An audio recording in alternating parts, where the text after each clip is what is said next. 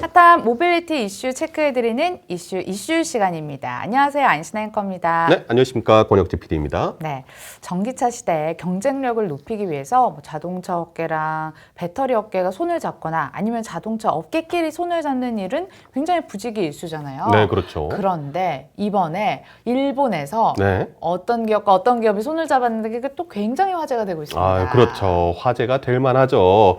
그 안신혜 앵커님이 진짜 관심 있던 그 회사 2022 CES에서 진짜 관심을 한 몸에 받았던 바로 그 회사 예, 소니의 전기차 파트너가 정해졌습니다. 바로 같은 일본 회사인 혼다 자동차가 그 주인공인데요. 같이 손을 잡고 2025년 첫 전기차 출시를 목표로 한다고 합니다. 제가 기억하기로 예전에 나왔던 소니의 첫 전기차를 토요타가 개발을 했던 것으로 알거든요. 그래서 네. 말들이 많았습니다. 토요타가 협력 파트너가 될 것이다. 아니다. 플랫폼을 만들어준 마그나 슈타이어가 협력 파트너가 될 것이다. 뭐 이런 얘기가 많았는데 결국 선택은 혼다였어요. 네.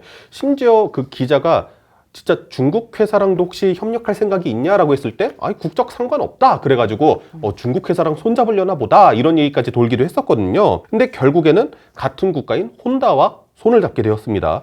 각자가 서로 잘하는 분야에서 좀 일을 맡기로 했는데요. 네. 소니는 자율주행 센서, 그 다음에 통신 기술 이 부분에서 좀 연구를 하고 그 다음에 차량의 엔터테인먼트 관련 시스템을 개발하기로 했고요.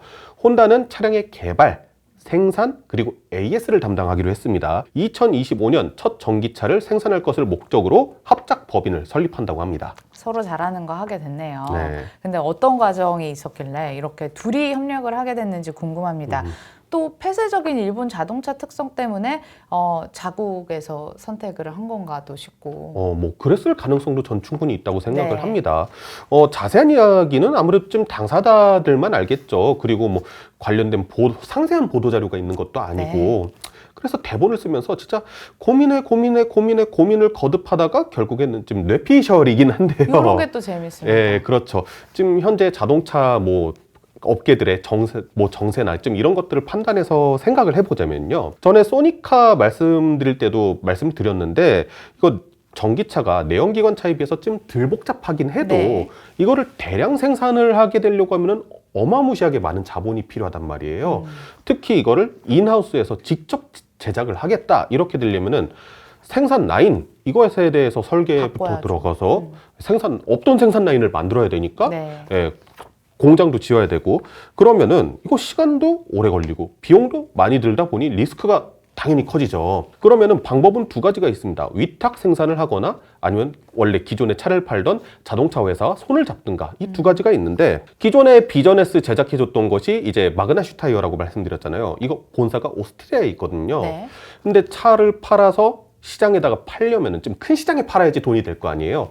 전통적인 큰 시장인 미국 이 북미 이쪽에 팔려고 하면은 오스트리아에서 만들어서 배 띄어서 보내야 되잖아요. 물류비가 많이 들 것이고 신흥 강국인 중국 여기다가 팔려고 하면은 중국이 좀 자동차 시장이 되게 폐쇄성이 강해요. 그래서 수입해 오면은 관세를 상당히 많이 물립니다. 예, 그래서 오스트리아에서 생산해서 그쪽으로 하면은 또 수입차다 보니까 관세 많이 물리고 그러니까 신흥 업체인데 신규 업체인데 이 가격적인 메리트가 확연하게 떨어지는 상황이 생기는 거예요. 좀 미국에서도 잘 나가고 북미에서도 잘 나가고 중국에서도 좀 잘 나가고 공장 두고 딱 갖추고 있는 이런 자동차 회사와 손을 잡아야 되는데 예.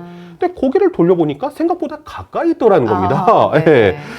북미에서도 강하고 아시아에서도 강한 기존의 일본차 기업인 토요타, 혼다, 닛산 등이 있더라는 거죠. 그럼 북미에서도 강하고 아시아에서도 강한 기업이라고 하면 자국 내에서 굳이 혼다가 아니더라도 뭐 토요타도 있을 거고 닛산도 있을 그쵸, 거고 그쵸. 하는데 왜 혼다였을까요? 우선 닛산 같은 경우에를 보면은 르노와 미쓰비시와 묶여있는 회사예요. 네. 예.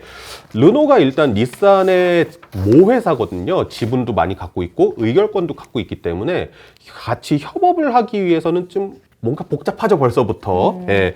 그 좀 복잡한 사정이 있었을 거로 생각이 되고요. 그럼 토요타를 봤을 때 토요타 최근 분위기 보셔서 아시겠지만 뭐 목각 모델이긴 하지만 16대 딱 보여주고 우리 전기차 만들 거야 막 이러고 있잖아요. 네, 네. 상당히 혼자서 분주하게 움직이고 있거든요. 그러다 보니까 여기에 소니가 좀 끼기도 되게 애매한 상황. 뭐 어떤 상황인지 아시겠죠? 네.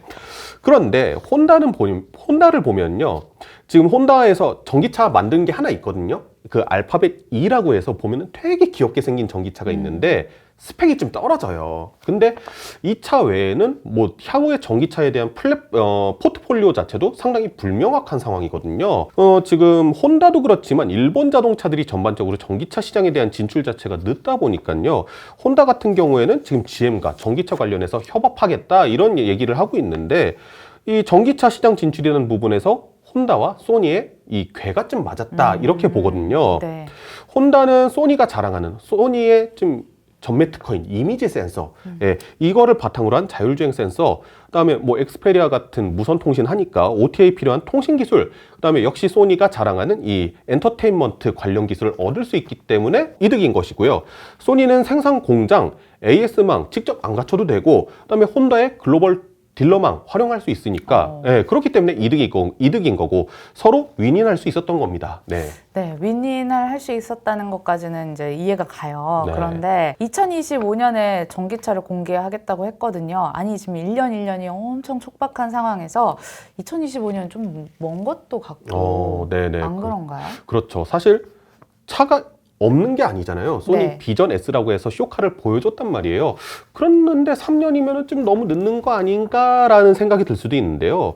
사실 뭐 저도 비전 S 디자인 너무 좋아하거든요. 취저여가지고 저대로 출시했으면 좋겠다라는 생각도 하는데 비전 S02의 경우에는 전에도 말씀드렸지만요. 라이다 센서만 4개가 들어간 차예요. 엄청 비싸죠. 그렇죠.